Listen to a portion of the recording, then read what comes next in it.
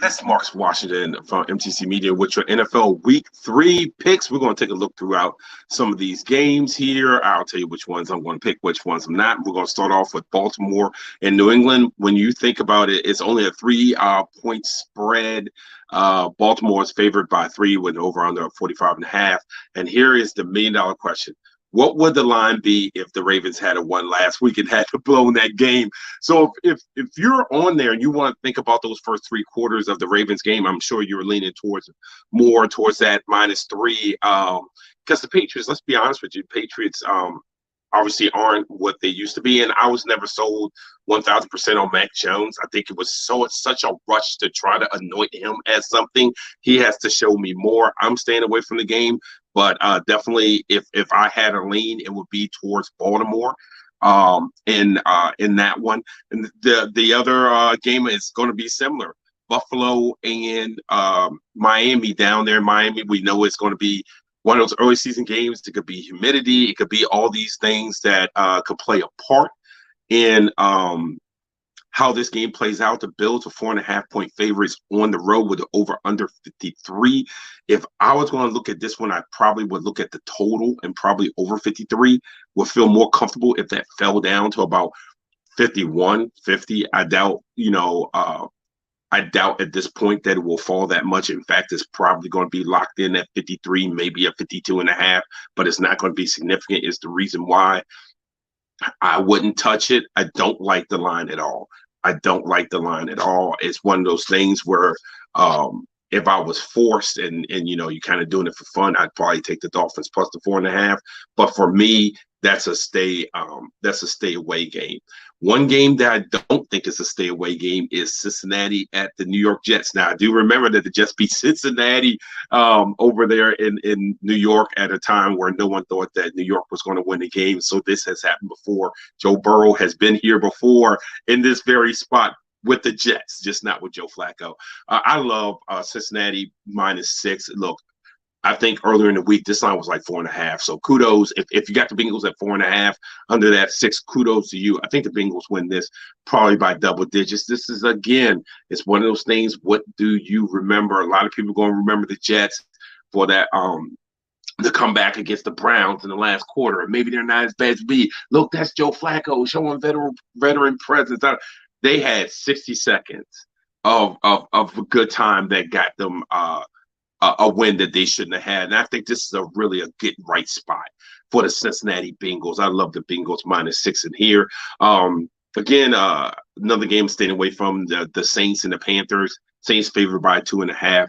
I think this sets up for the Panthers to win. The Panthers have been close the first 2 weeks. I'm not high on Matt Rule, not a big Baker Mayfield fan, but Jameis has a tweak back. We did kind of see the Jameis being Jameis type of thing in with the 3 interceptions. And sometimes with Jameis, I think we sort of overblow everything. But in this case, this really sets up well for the Panthers being at home, getting that 2.5. Basically, it's even when you consider you probably get 3 points for being home. But if I'm staying away, but if you ask me where I would be on that, it certainly would be on the Panthers side of that line.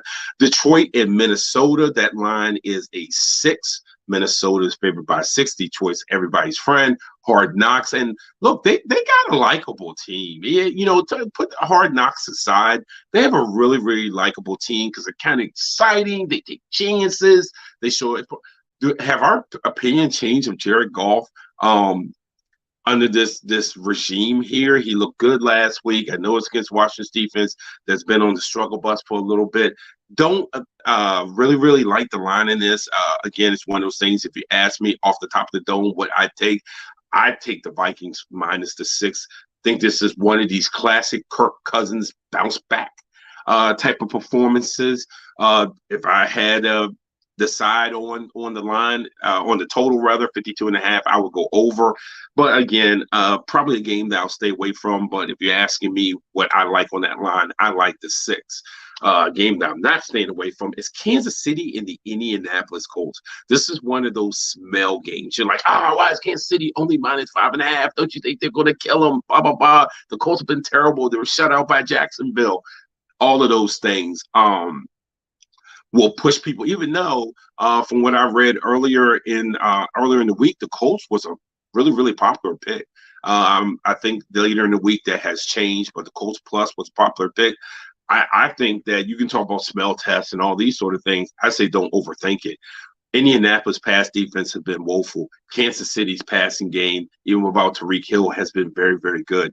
I love the Chiefs in the spot, -5.5. I don't think this is they are a due type of game for the Colts. Maybe it's not the big blowout that people think it'll be, but if I'm comfortable with the Chiefs minus the 5.5. I would like to think by Sunday morning that would go down to 5, but that might be wishful thinking. Next up, Raiders and Titans, of the two teams that can't find a way to stink the most. Raiders are shockingly road favorites. I know the Titans have struggled. The Raiders have been better defensively than I imagined they would be this year. But offensively, they just haven't been good. And I think part of it is play calling. The play calling last week was atrocious. The Raiders were good for 3 quarters. They're up 20-0. And Josh McDaniel takes the foot off the gas. And I don't mean that he needed to pass every down. It just seemed like they just got so conservative. They could have ran the ball. They were so successful running the ball earlier in the game. They went away from it. It's a game I wouldn't even mess with it on any level. The line is 2.5. The over under, the total is 45.5. Do with it what you will.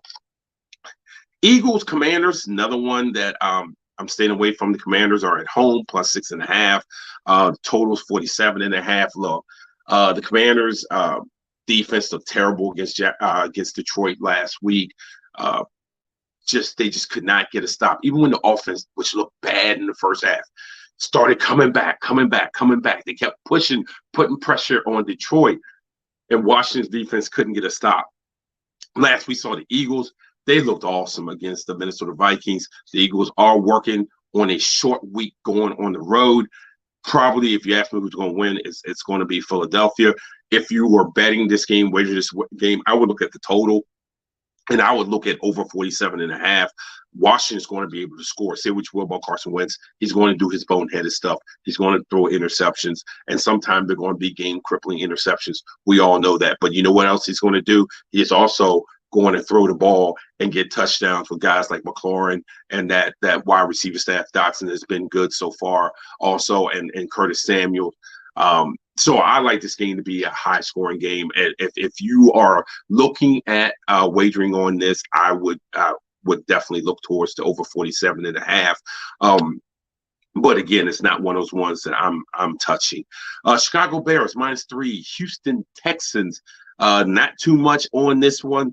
If you're looking at the total, it's 39. You're probably looking at under the total with these two things. I like the Texans in the spot plus the 3. In fact, if you really want to get strong on this, you might want to consider taking them on the money line.